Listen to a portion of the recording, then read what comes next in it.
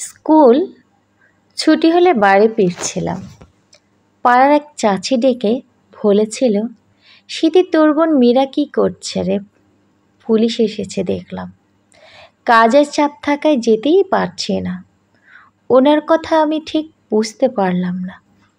আমার আফা আবার কী করবে, যার জন্য পুলিশ আসবে বাড়িতে? আমি তো মাত্র বাড়ি ফিরছি চাচি। আপা আবার কী করবে কি জানি, থাক গিয়ে। চাচির কথা শুনে আমি তাড়াহুড়ো করে বাড়ির দিকে হাঁটা শুরু করলাম। বাড়ির সামনে এসে দেখলাম বাড়ি ভর্তি মানুষ। কাছাকাছি আসতেই বুঝতে পারছিলাম, সামনে থেকে যেমন বোঝা যাচ্ছিল এখানে তার চেয়েও বেশি মানুষ আছে। ভিড় ঠেলে ভিতরে ঢুকলাম। বাবা বারান্দায় মাথা হাত দিয়ে বসে আছে, মা ঘরের দরজার আড়ালে দাঁড়িয়ে আছে। আর আপাকে তো দেখতেই পারছি না। আপা কোথায়? আমি মার পাশে গিয়ে দাঁড়ালাম। মা মুখ শাড়ির আঁচল দিয়ে ঢেকে চুপচাপ দাঁড়িয়ে কান্না করছে। ভিতর থেকে আপার গলা ভেসে এলো, "আম্মা কান্দো না তো, আমার এই কান্না আমার আর ভাল লাগতেছে না। কইছি না আমি অন্যায় কিছু করি নাই। আমি যেহেতু কইছি আমি অন্যায় করি নাই, তার মানে সত্যিই অন্যায় কিছু করি নাই। ওই ছেলের বাপরে আসতে দাও, তারপর আমি সবার সামনে যাইতেছি। যতক্ষণে আমার একটু শান্তি দাও।" মাকে রেখে আমি আপার ঘরে গেলাম। ব্যাগটা টেবিলে রেখে টিফিন বক্সটা মেঝেতে ঢাকনা খুলে রেখে দিলাম। আপার পাশে গিয়ে বসে জিজ্ঞেস করলাম, "কি হয়েছে আপা?" আমার প্রশ্নে যেন আপা আরও বেশি রেগে গেল, একদম তেলে বেগুনে জ্বলে উঠল তার গা। শুন সিথি, এমনিতেই মন মেজাজ ভালো নেই। আমাকে এখন আর কিছু জিজ্ঞেস করিস না। কিছুক্ষণ পর সব জানতে পারবি। আর তাও যদি অপেক্ষা করতে না পারিস, তাহলে মার কাছে গিয়ে শুনে নিজের মনকে সান্ত্বনা কর। মীরা আপা এমনিতেই চাপা স্বভাবের মানুষ, তবে রেগে গেলে তাকে বসে আনা খুব কষ্টসাধ্যের ব্যাপার।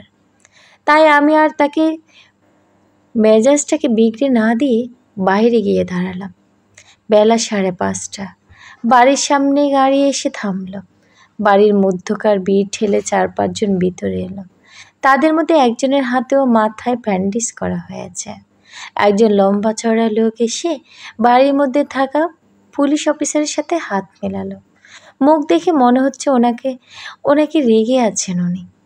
কি যেন কথা হচ্ছে ওনাদের। ছেলেটাকে জিজ্ঞেস করা হলো, কি হয়েছে দুপুর পর, তাদের এমন অবস্থা কেন হলো?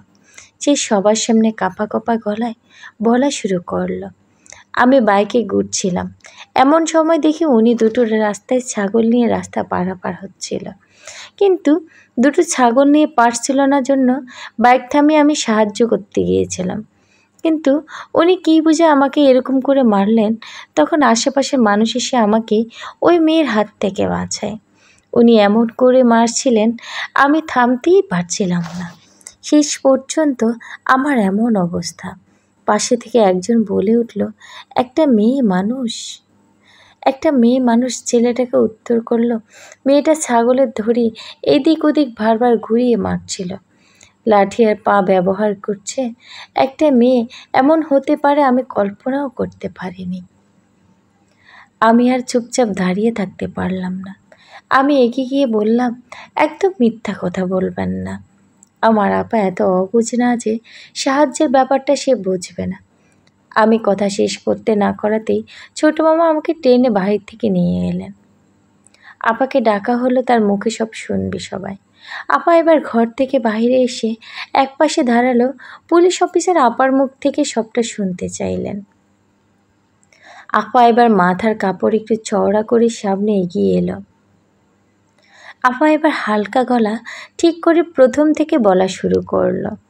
বেলা 3টে বাজে। হয়তো তখন মা বলল শরীর খারাপ লাগছে, তাই আমাকে ছাগল দুটো মাঠে নিয়ে আসতে।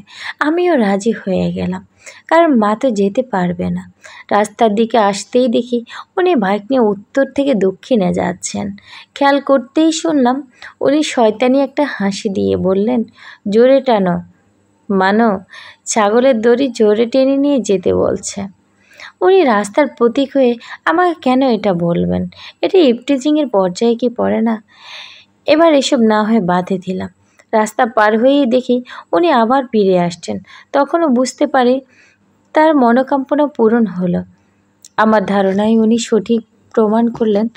কাছাকাছি আসতেই বাইক স্লো করে প্রথমে একটা শীষ বাজালেন, পরে বললেন, সুন্দরীকে আরেকবার দেখতে আসলাম, বেশিক্ষণ আমি দেখব না, কিন্তু তুমি চাইলে সারা জীবন দেখে যাব। রাখাল বালিকা, ওনার এই সারা জীবনই দেখে যাব। ওনার এই ব্যবহারে কি রাগ হওয়া স্বাভাবিক নয় বলুন?